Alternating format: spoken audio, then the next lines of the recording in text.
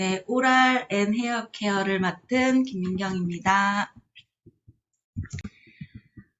네, 오랄 케어인데 뜬금없이 갑자기 화장품. 사실은 뭐 화장품도 그렇고, 뭐 치약도 그렇고, 바디워시, 바디로션 모두가 저희 이 경피독과 관련이 있는 거잖아요. 그래서 여성의 91.4%가 화장을 하고 전쟁이 나도 화장을 하는 여자죠. 그리고 화장품 사용량이 세계 1위라고 해요, 한국이. 그런데 얼마나 안전할까?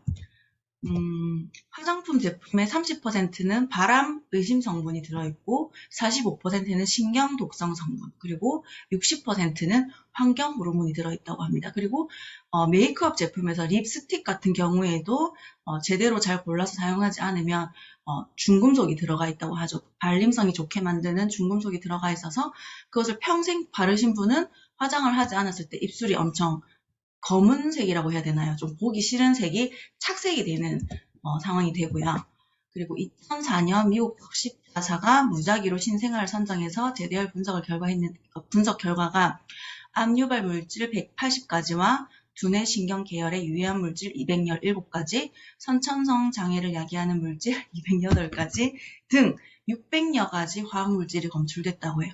사실은 이 태아는 저희 성인보다 3분의 1 내지 4분의 1 이렇게 작은데 그 조그만 신체에 저렇게 많은 화학물질이 검출됐다고 하니 그게 모태로부터 온 거겠죠. 그래서 아토피 피부염이나 생식 능력이 퇴화될 수 있고 이제 합성 계면 활성제를 모르시는 분은 못 들어보신 분은 없으시겠지만 기원을 살펴보자면 독일에서 2차 세계대전 당시에 석유의 부산물입니다. 석유의 부산물로부터 합성 계면 활성제가 만들어졌고 하는 역할은 물과 기름, 피부와 노폐물 사이에 활성을 부여해서 서로 섞이게 하거나 떼내거나 하는 것들을 총칭해서 계면 활성제라고 해요.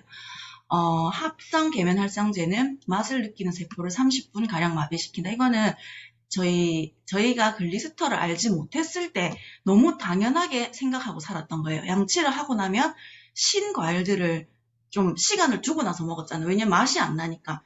이상한 씁쓸한 맛만 나고, 그게 왜 그러냐면, 그 맛을 느끼는 부위만 마비를 시키기 때문에 그렇거든요. 그리고 제가 이걸 처음 자료를 봤을 때 참, 왜냐면 이런 치약을 썼던 것 같아요. 20, 그런 치약인지 모르겠지만, 그 치약을 테두리에 만들고, 안에다가 바퀴벌레를 넣어 놓으면, 나가려고 하겠죠, 바퀴벌레가. 이거 못 넘어간대요. 그리고 나가려고 하다가 자기 다리를 이렇게 묻으면, 조금 시간이 지나면 모두 죽는다. 그러면 바퀴벌레가 사실은 지구가 멸망해도 안 죽을 수도 있는 종이라고 들었는데 치약 따위에 이렇게 죽는다. 그럼 저희 이 모든 모세혈관이 있는 이 되게 민감하고 예민한 이 잇몸을 그런 치약을 써도 될지 함부로 써도 될지 생각을 해볼 필요가 있을 것 같고 이것도 몇 번 보신 적이 있겠죠. 이게 합성 계면 활성제를 쥐한테 발랐어요. 발랐을 때 15일 경과했을 때 이제 털이 다 빠진 거예요. 사람으로 치면 이제 이런 모발 아니면 이런 데 털 이런 것들이 빠졌다고 볼 수 있고 합성 계면 활성제가 아닌 경우에는 당연히 멀쩡했다라는 실험 결과이고요. 오랄 케어에서 이제 치아의 그림을 저희가 오프라인 미팅 때는 예전에 저희끼리 그리기도 하고 그리는 걸 배우기도 하고 그렇게 했었는데 지금은 그냥 간단히 보겠습니다. 밑에는 치아 뿌리가 있고 온문뼈, 혈관, 치주인대 그리고 신경 그리고 상아질, 범낭질이 저희가 이렇게 반짝반짝하는 에나멜층이라고도 하는 부분입니다. 그래서 치약에 연마제라는 게 있거든요. 말 그대로 연마하는 거죠. 저희가 연마세정제라는 단어가 있는 것처럼 치면 세균막이나 스테인 등 치아 표면의 오염물질을 물리적으로 제거하는 역할을 하는데 국제 표준이 있어요.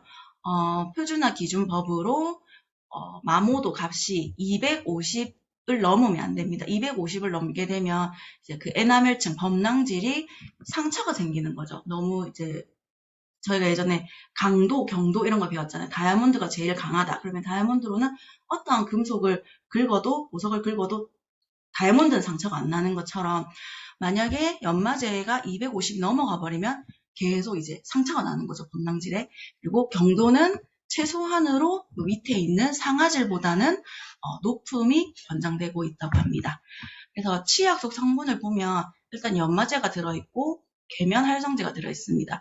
그리고 살균제, 탈취제, 불소, 방부제 방부제 왜 들어가는 거야 하면 사실 천연 화장품하고 비슷하다고 보면 돼요. 천연 화장품이 참 자연적이고 내가 만들어서 안 쓰면 되지만 예전에 전 이 말이 정말 웃기면서도 충격적이었던 게 미안하지만 만든 거 그날 다 써야 된다. 그럼 맨날 맨날 맨날 만들어서 쓸 수 있을까요?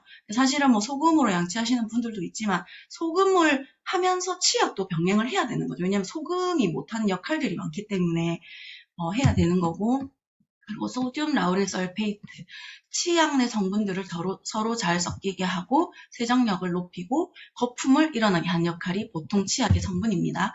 그래서 치약은 세제라는 걸 기억하셔야 돼요. 그래서 내 모세혈관, 잇몸을 타고 뇌로도 갈 수가 있고 온몸을 돌아다닐 수 있기 때문에 정말 안전한 걸 써야 된다. 저희가 치약 파동 때 정말 많은 리스트들을 봤었잖아요. 제가 지난번 강의 때도 잠깐 사진을 보여드렸는데 소비자가 내 스스로 권리를 찾지 않으면 나중에 아파도 죽어도 소용이 없다는 거죠. 그리고 치약은 돌가루로 만든, 그러니까 시중의 치약 말씀드린 거예요. 그러니까 저희는 나중에 나오지만 진흙인데 돌가루로 만들기 때문에 실인의 원인이 될 수 있고 치약에는 아까 바퀴벌레 보셨죠? 살충 성분이 들어있습니다. 그리고 치약이 계속 꾸준히 그 타사 치약을 썼을 때 미각을 30분씩 마비시키다가 40분이 될 수가 있고 1시간이 될 수가 있고 나기도 모르는 사이에 미각을 빼앗길 수도 있는 거죠.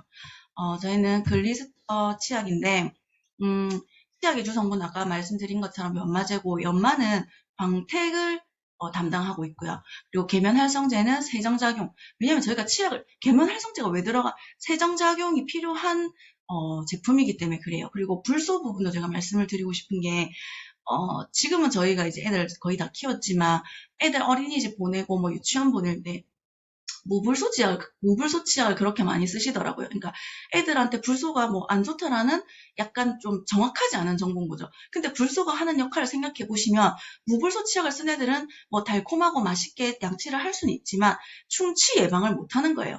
그래서 저는 저희 애들이 양치를 2살 때부터 했나 뭐 이제 뭐 가야제 이렇게 할 때도 앞에 어린이 치약 쓰지 않고 그냥 글리스터로 바로 시작했어요. 사실 그때 뭐 사업할 때는 아니지만 제품에 대한 신뢰는 컸기 때문에 그렇게 했었고 이 사진은 연마제의 굵기나 뾰족한 정도라고 보시면 돼요.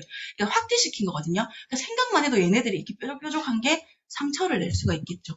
그래서 연마제는 치석 형성 예방 및 제거의 효능을 가지고 있는데 연마 정도가 낮으면 효과를 기대할 수 없고 당연하겠죠. 이게 닦이는 그게 없다면은 세정이 안 되고 반짝반짝 거리지도 않게 되는 거죠. 그리고 그 정도가 너무 높으면 에나멜층에 손상이 있다. 미국 FDA 및 미국 치과협회에서는 200 이하를 권장하고 있고 글리스터는 100에서 130이라고 합니다. 근데 이거는 국제 기준이고 글리스터의 경우지만 그래도 또 민감한 사람들은 70에서 100 정도 되는 치약을 또 골라 쓰시라고 하거든요.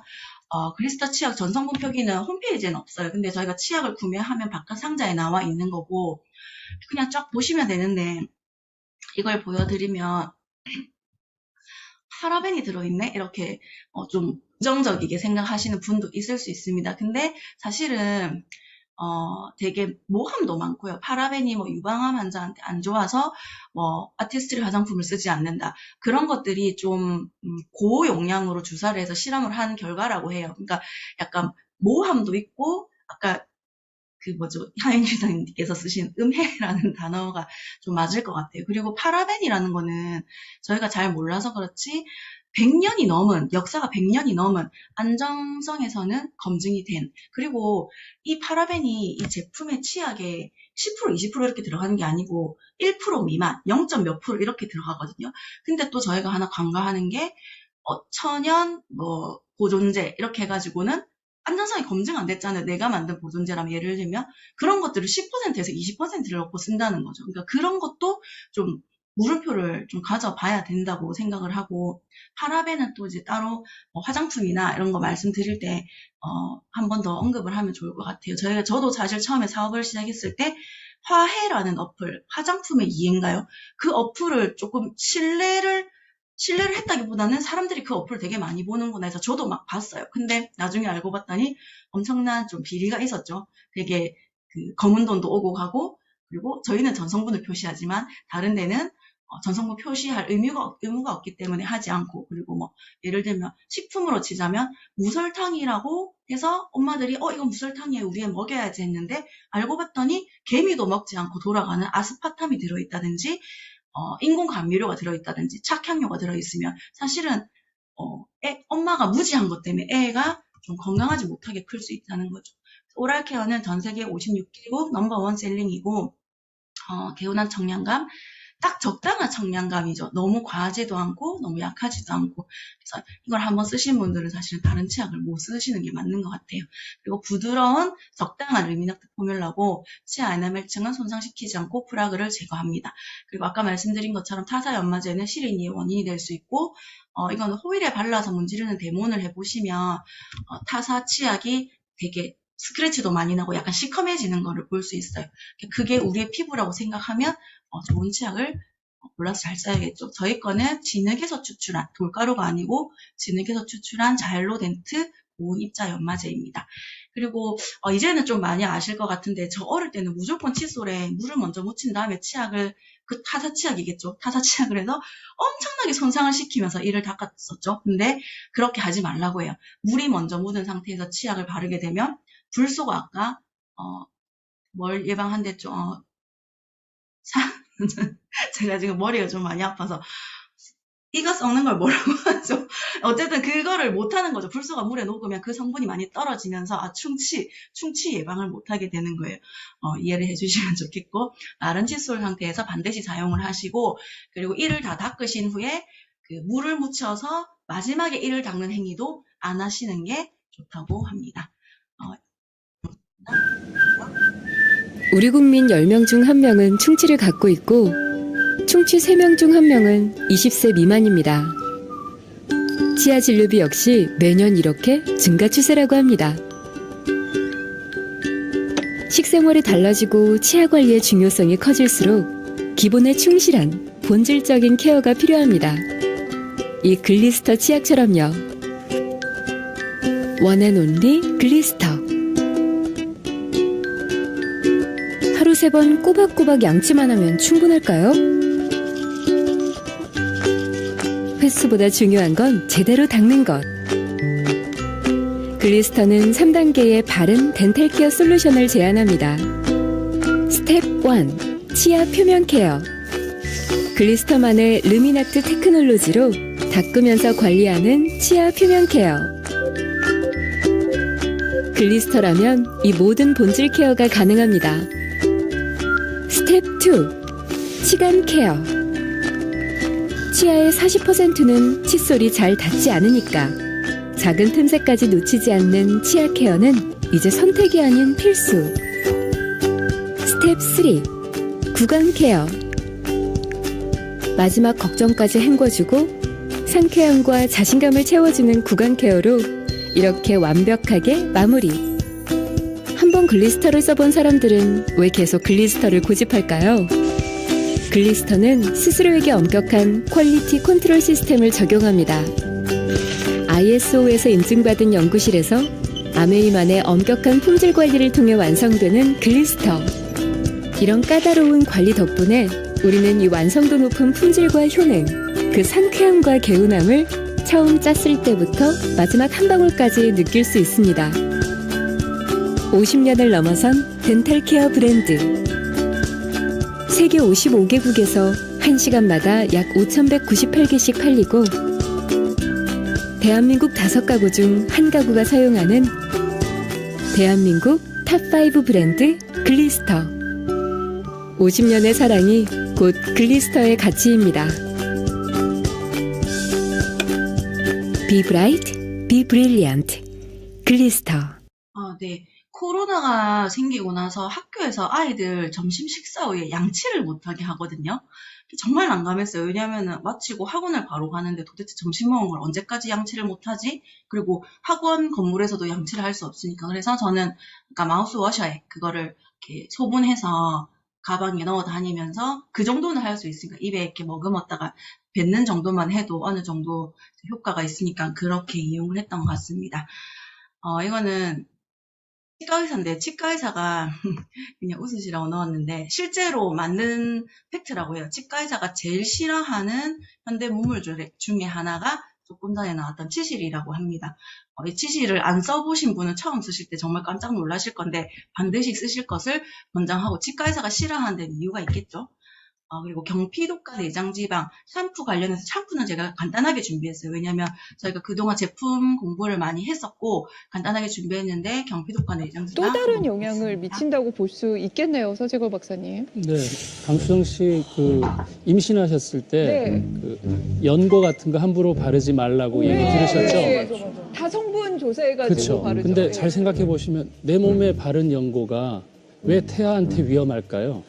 혈액을 타고 가기 때문이잖아요. 네, 그것만 봐도 알 수 있겠죠. 네, 그래서 이 바르는다는 거는 피부에 국한된 게 아니라 밑으로 들어가서 혈액을 타고 어디든 갈 수 있다면 어떤 장기에도 영향을 미칠 수 있다. 이렇게 좀 생각하시는 게 좋겠고, 그 다음에 유해 화학 물질을 보통 우리가 호르몬 유사한 물질들이 많아서 환경에서 주로 오는 호르몬이어서 환경 호르몬이라고 보통 얘기하는데요. 이게 보통은 정상적으로 활동해야 될 호르몬 대신에 이 유사한 애가 갖다 붙어서 다른 작용을 하기 때문에 그렇고, 대부분의 독성 물질은 기름에 잘 녹는 지용성이라서 지방에 오랫동안 축적될 수 있어요. 그러니까 우리가 밖에서 안으로 들어온 게 그대로 고스란히 남아서 거기서 계속 염증을 일으킨다면 먹는 것보다 더 위험하게 우리가 모르고서 계속 노출되고 있다는 게 더 문제가 되겠죠. 그래서 왜 우리가 물고기들 보면 이 남녀 이 수컷 암컷이 달라지고 또 두 개를 같이 갖고 나오는 것도 있고 이런 여러 가지가 있는 것들이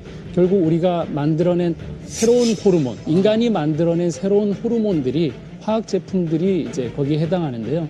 그런 것들이 결국은 생식계에도 교란을 미치니까 또 이제 임신하고 이런 데도 어려움을 갖게 만들 수도 있다는 거죠. 네.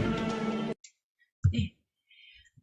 제가 타사 샴푸 광고를 넣었는데 키스 샴푸 정말 많은 분들이 광고를 했고 얼핏 봐도 뭐 지드래곤, 차인표, 손흥민 이들의 몸값이 어떨까요? 그리고 제가 얼마 전에 봤는데 요즘에 걔가 이름이 지현우가 나오는 드라마가 엄청 인기가 많잖아요.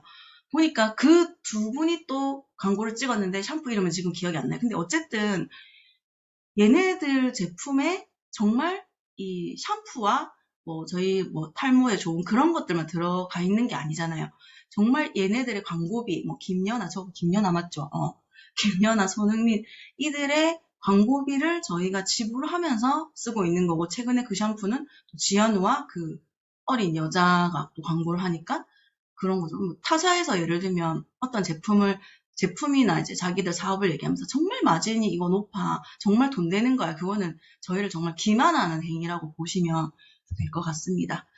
헤어케어에서는 이걸 하나하나 짚고 넘어가지 않을 거고, 저희 스킬프 뉴트리션에 너무 좋은 솔루션이 있기 때문에 이 순서대로 하시면 돼요. 처음에 프리스케일러라고 해서 저희가 얼굴도 이중 세안을 하듯이 프리스케일러를 일주일에 한 번에서 2번 정도 사용을 하시고, 샴푸, 트리트먼트, 인텐시브, 세럼, 그리고 리밸런싱 세럼, 카밍, SOS 젤, 리바이탈라이징 오일을 하시는데, 중간에 이 샴푸 부분은 본인의 취향에 맞게 내가 염색을 정말 많이 한다 하면 이 색깔 샴푸를 하시면 되고, 그리고 저희 애들은 이 샴푸라고 제가 이름은 그냥 안 하고 색깔로 할게요. 쉽게 설명하기 위해서.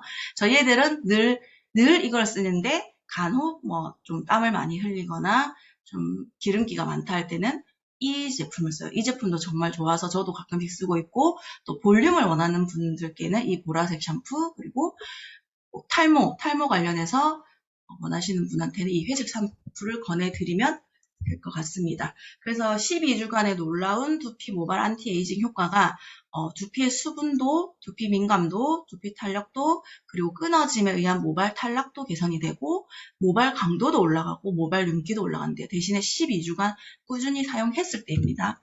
그래서 반쪽의 스킨케어, 얼굴만 하는 스킨케어에 만족하지 마시고 저희가 그동안 진짜 많이 배웠거든요. 이 제품들을 잘 사용해 보시면 될 것 같고, 헤어케어 샴푸에서 이 성분에 대해서 궁금해하시는 분이 계실 것 같아서 잠깐 넣었습니다. 소듐 라우릴 설페이트는 합성 계면 활성제 성분입니다. 주로 샴푸에 사용되어 묵은 각질이나 먼지, 각종 오염물질을 씻어내는 용도로 사용합니다.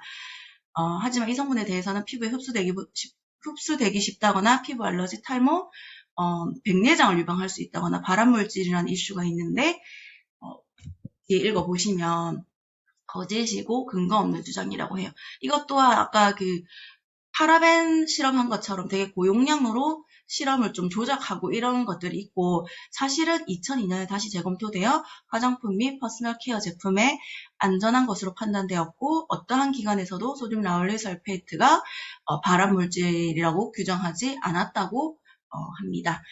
그리고 저희가 그 LOC 관련해서 물질 안전 보건 자료를 배운 적이 있잖아요. 그래서 저희 샴푸, 세티니크 샴푸를 물질 안전 보건 자료에 넣어봤는데 글씨가 이거 되게 확대를 많이 했는데 더 확대를 하면 너무 흐릿해져서 이 정도로만 확대를 했어요. 여기서는 그냥 OSHA만 기억을 하시면 되는데 이게 OSHA라고 읽어요. OSHA가 뭐냐면 Occupational Safety and Health Administration인데 뒤에 스탠다드를 붙여서 표준이죠. 스탠다드가 국제안전보건 표준에 근거했을 때 위험도가 없다가 끝이에요. 네. 근데 그렇다고 해서 이걸 마셔도 된다 이런 건 아닙니다. 그리고 소듐 라울릴 설페이트가 아까 천연을 10%에서 20% 넣는다는 검증이 안 됐고 위험할 수도 있는데 1%에서 5% 정도 들어가 있고 그리고 그냥 저희가 회사나 제품에 대해서 공부를 하다 보면 그냥 믿으시면 될 것 같아요. 인체에 해로운 거를 만들지도 팔지도 않는다는 회사의 철학을 믿으시면 될 것 같고 이거는 이제 3도죠. 약산성이고 그리고 이거는 분해했을 때, 부패되었을 때 위험도가 있는지라고 했는데 측정되지 않았다라는 자료입니다. 제가 준비한 것은 여기까지입니다. 감사합니다.